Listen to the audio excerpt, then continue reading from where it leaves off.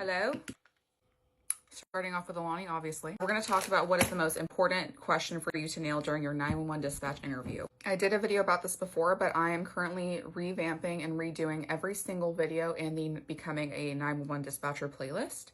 So if you've seen this before, I apologize. Just bear with me. I'm just trying to make all my videos more streamlined. I don't like that half of the videos in that playlist represent my current editing style, and the other half are a couple years old, and you can tell I was very new to filming TikToks. When you're in the interview process of becoming a dispatcher, you could have multiple panel interviews. You might have one with the board, you might have some with the chief of police, you might have one with just supervisors for the dispatch floor, you might have one with the director of the agency, you might have one with a combination of all those people, right? Now, thankfully, I work at a small agency and I didn't have all of that. I had one panel interview and it only comprised of 2 people, and they were both dispatch supervisors. So I feel like because there was less people, it was a little bit less pressure for me, but I had still done a lot of research and I had prepared for days and weeks prior to this. Also, if you are a current or former dispatcher, I would really appreciate it if you could leave a comment with your input, like just talk about the process that you went through and things that you found helpful.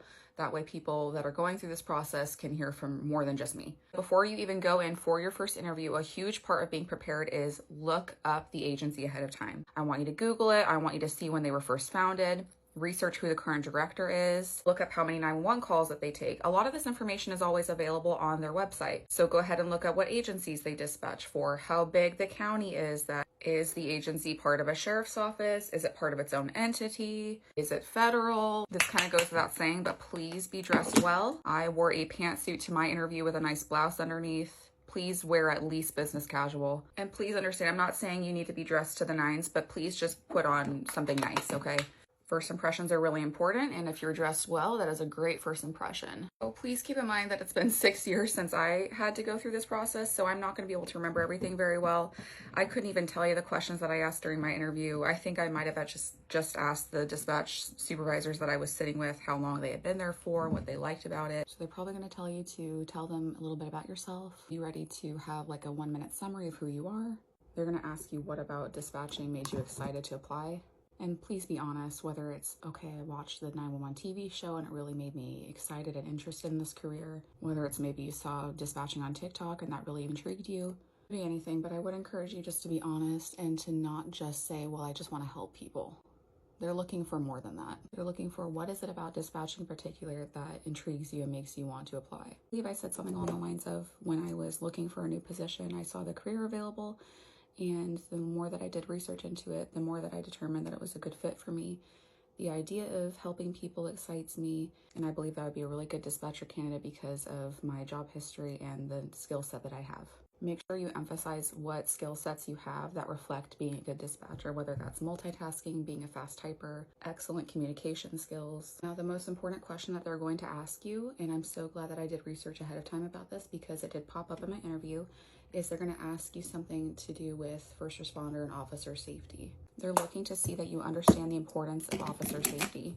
So the example that was given to me was I was asked, okay, you have a situation where you are on the phone with someone with a drowning child, and at the same time you have an officer calling out for emergency backup. Maybe he has someone at gunpoint, maybe someone is fighting him. I was asked, how will you handle the situation?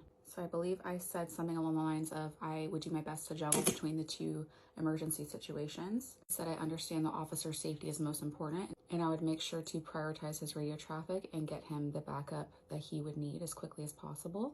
And then I said I would also make sure to do my best to make sure that the drowning child got an ambulance dispatched as quickly as possible. Even turn to my coworker and see if they could take over that situation for me or dispatch responders for that call for me while I handled my emergency radio traffic. Probably one of the most important questions that you can nail in that interview.